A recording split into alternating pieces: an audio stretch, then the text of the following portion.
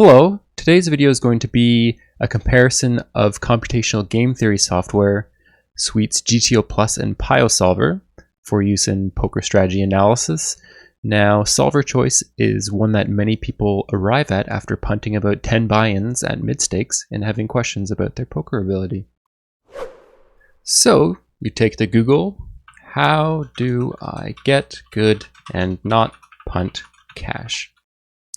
And you find a bunch of shirtless and sleeveless men trying to sell you courses.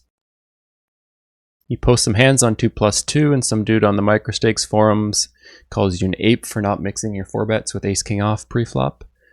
The whole process on the whole can be somewhat unsettling. Now eventually you come to the conclusion likely that the best way to improve is to put in the work yourself off the table, and the best way to do so is with the aid of a computational game theory solver. Now, if you're just a hobbyist or a microstakes grinder, then the cost of the solvers might be hard to justify. For instance, PioSolver, the industry standard, goes for about $450 for a license, as well as Simple Postflop and MonkerSolver are around the similar price points.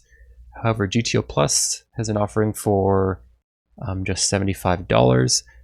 And if you're like me and you see kind of a much cheaper software, you're immediately suspicious whether it's buggy or it's inaccurate or it has similar features. So it's worthwhile to have a look at the comparison of the results from GTO Plus and see how it holds up to industry standards such as PioSolver. So for this comparison, we'll be looking at a couple things. The first thing, the output of the solvers. So for the same game tree, do they give the same result? So kind of a validation of the GTO Plus code against the industry standard. Second of all, the speed of the solutions, whether there's any differences. And third of all, some general comments on features involved in both of the packages, whether they're comparable or not. I put together a test case scenario in both PioSolver and GTO Plus based on the free flop that they give you in the PioSolver free version. Queen Jack 2 suited. This is a button versus big blind, single raise pot type of scenario. And on the flop and turn, there's 3 different bet sizings for the players. Out of position is forced to check on the flop only. And river sizes, there's 2 of them. Now it's fundamentally very important that for an accurate comparison that the betting trees that you give each solver are exactly the same.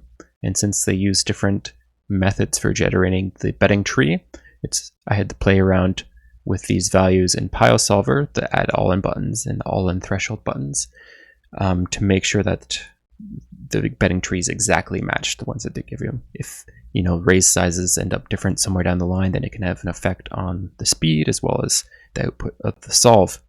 There's no rake in this simulation as well, and we can see that if I estimate the tree size, estimated tree size is about 10.8 gigabytes of RAM.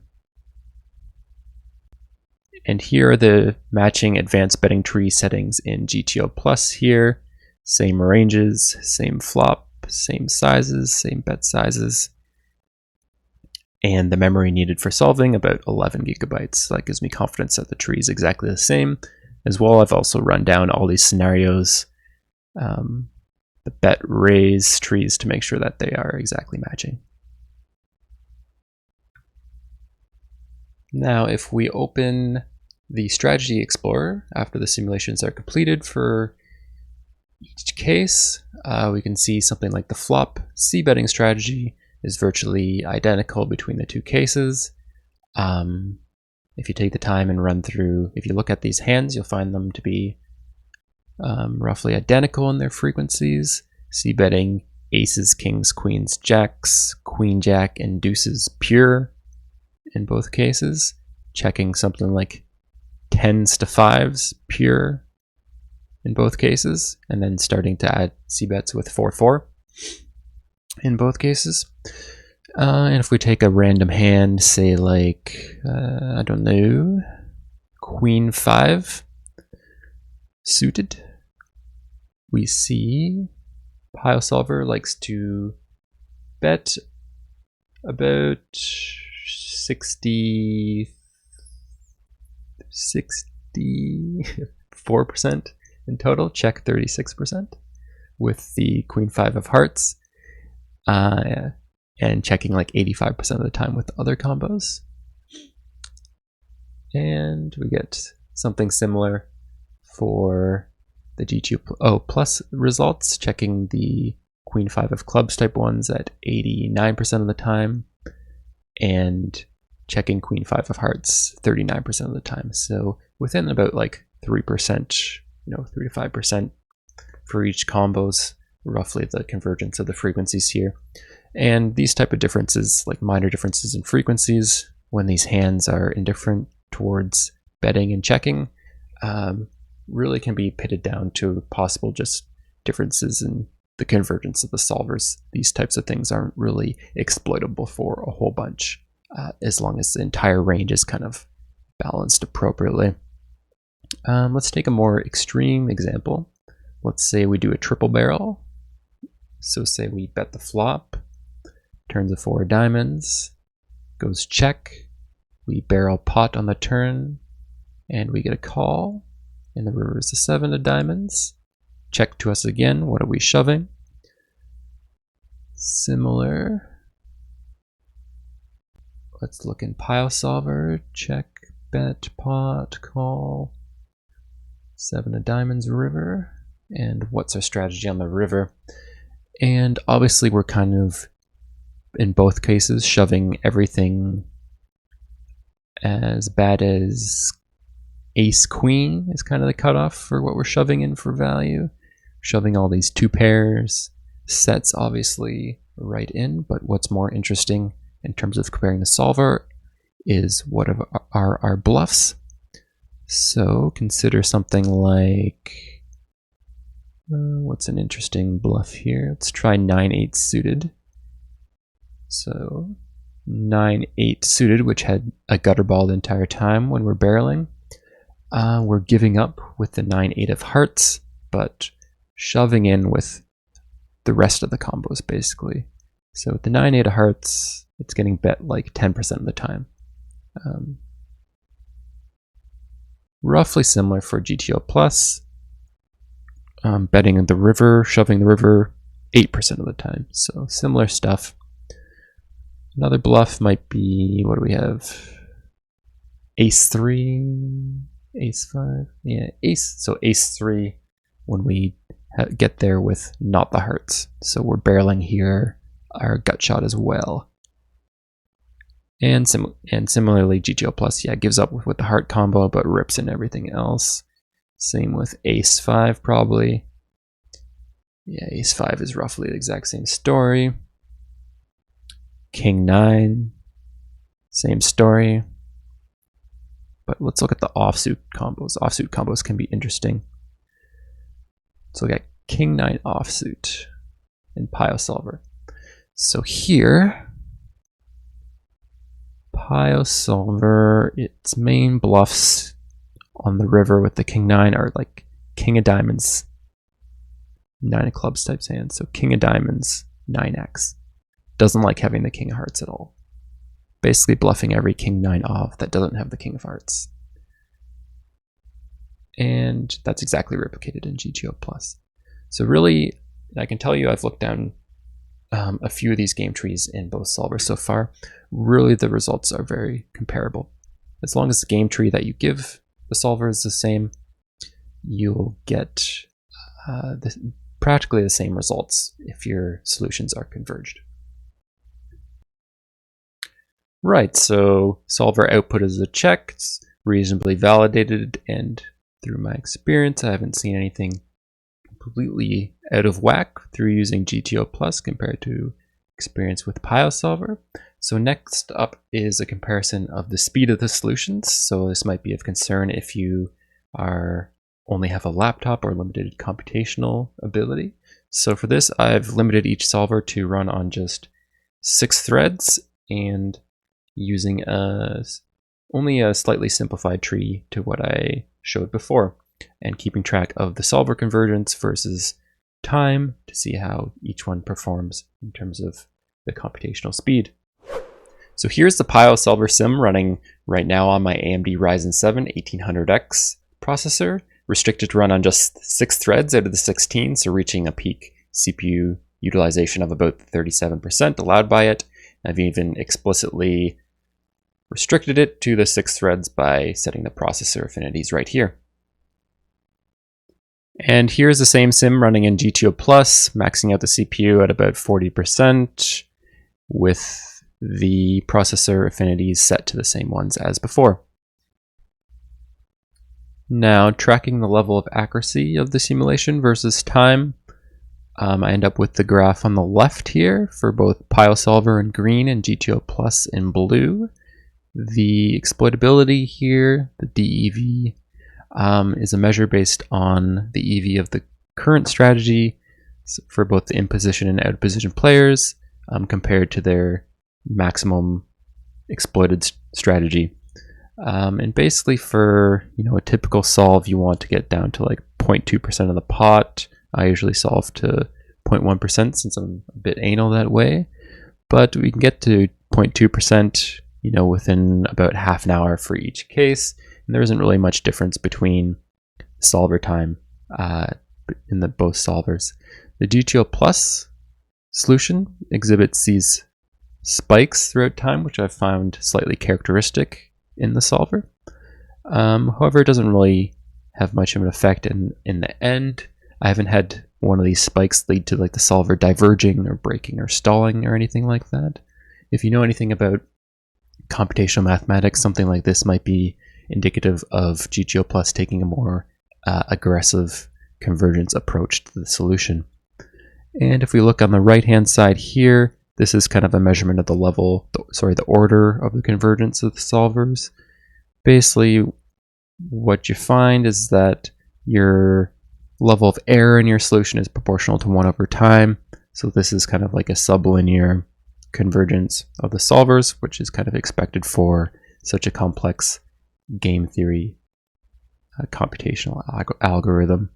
But most importantly, as kind of like a sanity check that the solver isn't breaking at any time during the solution, we can see that it's maintaining the kind of same order of convergence throughout its entire solution history. It's not large scale deviating from this line, say when it gets close to the bottom.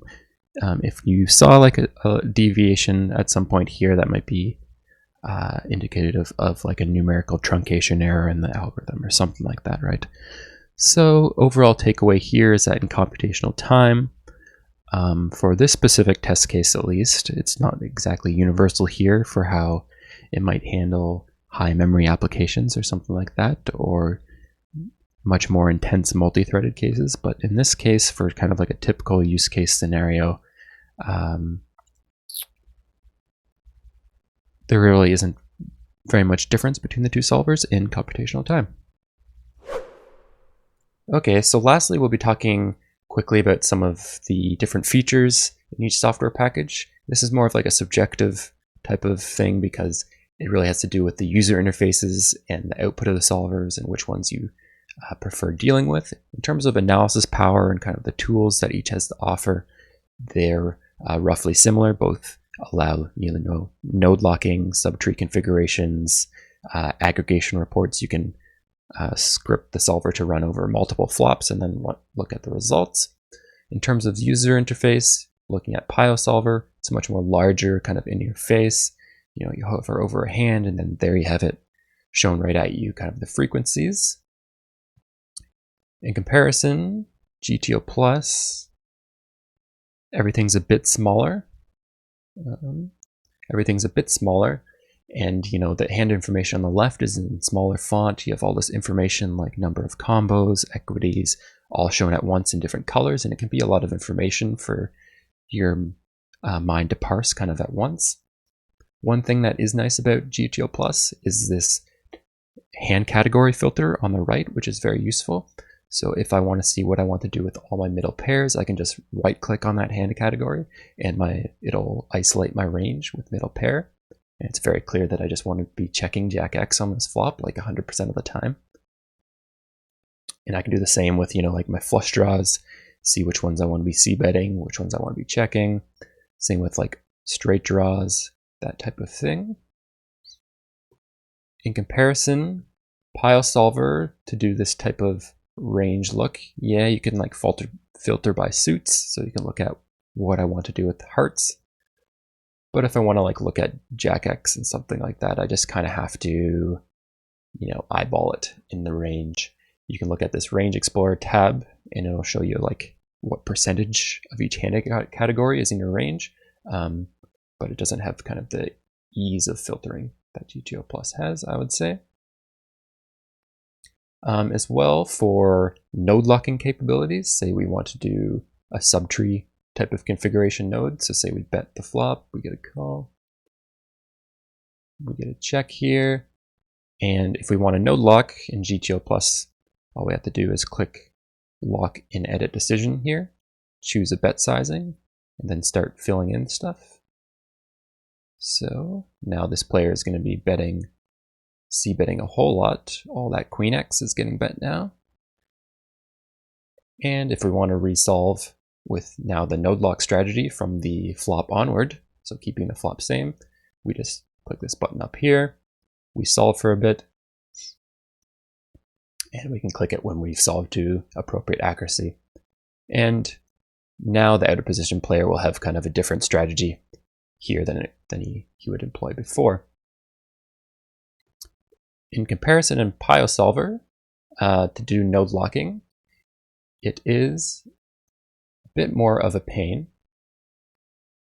So say we get the 7 of clubs here. You can, to do node locking, you'll have to go to set strategy and lock node.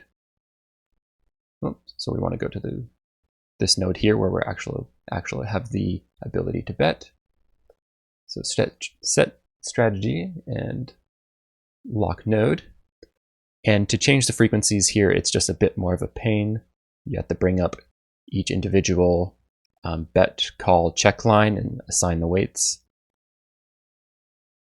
So if you really wanted to bet all these hands, you know, you could put those in bets. However, you'd have to also zero them out in check as well. So it can be just a bit more of a pain to get the range looking at what you want it to be. So you could now set the strategy and close, and then you'd have to create a subtree configuration, and it would bring you back to the main GUI here, and you'd have to run on your node there. Now it doesn't look like it kept the range quite how I liked. I think I just made a simple error locking the strategy there. But anyways, the idea is the same in either case. Okay, now a very useful feature of solver analysis is also running the same decision tree over multiple flops. So this is kind of like an aggregate analysis of what to do on, you know, you want to run like 10 flops in a given scenario. And then you can look at, you know, how often should I be c-betting which flops, what sizing to use. And in GTO Plus, that's also relatively easy. You can just now go to the Advanced tab instead of the Basic Solver tab, activate database mode, and then start adding flops that you want to do an analysis on. So you just enter them here, and you would just process with the same betting tree in all these flops, and it's quite easy to use. Here's one that I ran previously. So once it's done running over all these flops here, I just varied the value of like the top card here on these like raggy flops. And this is a button versus cutoff 3-bet scenario. So after the cutoff checks to us and we're faced with the decision of c-betting, we can look very easily at what our strategy should be. Here, how often we should be checking, how often we should be betting, the 2 different sizes. So this is 1/3 of the pot, this is half of the pot, I believe. So for the like ace high to jack high flops, we can kind of 1/3 pot, roughly full range. Maybe not for the ace high one, but you know, whatever. Maybe we can get away with it. So it's probably not a great idea. And then for the high card, less than 10, we again can be c-betting roughly almost the entire range in some of these scenarios, but instead using a much larger sizing. So half pot in this scenario. and really like push the value of our over pairs here, because we're going to have jacks, queens, kings, aces, that kind of thing. So here it's relatively easy to do an aggregate analysis in GTO Plus. If we want to open a sim, we can just double click on any one of these scenarios, and now we're in the king 7 deuce sim, and we can start looking at what the strategy should be. In PioSolver, it's a bit more complicated. Say we have our tree set up. We would want to generate a script, and here we can, enter a bunch of flops like before, solve them in a similar way. However, the output is a bit more cumbersome to deal with. Some may like it because it'll output like the frequencies that you should be, betting on the flop, that kind of thing, in a CSV file, which you'll have to go into Excel and deal with the data that way typically.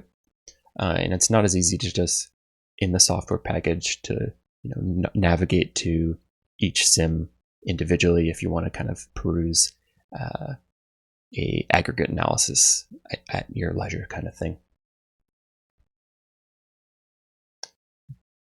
Now, one thing that I'll definitely say for PioSolver and perhaps Simple Postflop or MonkerSolver, some of these more advanced or more complex, maybe you might say, solvers, certainly more expensive solvers, is sometimes they're easier to interface with other GTO software that you have. So they'll be in conjunction with other software packages like advanced trainers, range converter hands in different formats, and kind of trading the data between those software packages may be more easier. So if you are an advanced user, these kind of things might be appealing to you. But if you're looking to get a whole bunch of power, GTO power in your analysis capabilities, GTO Plus is a pretty solid bet. It certainly doesn't have any very obvious shortcomings compared to the other solvers, other than it doesn't have a capability to run pre-flop sims that you could upgrade to for an expensive price or something similar to that. Okay, so I think we've covered comparisons in a number of categories that are very important when considering which solver to go with, comparing whether GTO Plus for its smaller price gives accurate output compared to the standard, whether it's mind-boggling slow or whether its speed holds up, and whether it has the similar features and power as some of the standard solvers have.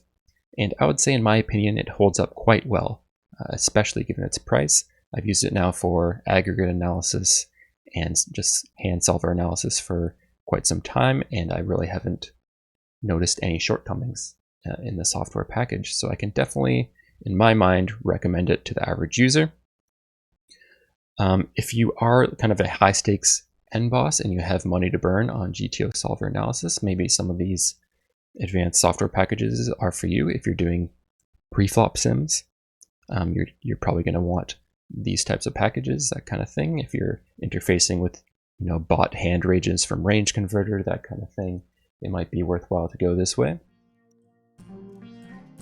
If you have any relevant experience with the different software packages for solver analysis, feel free to leave them in the comments. Thank you for watching. If you did enjoy this video, feel free to like and subscribe down there. I need the YouTube clout in order to sell out eventually, so thank you.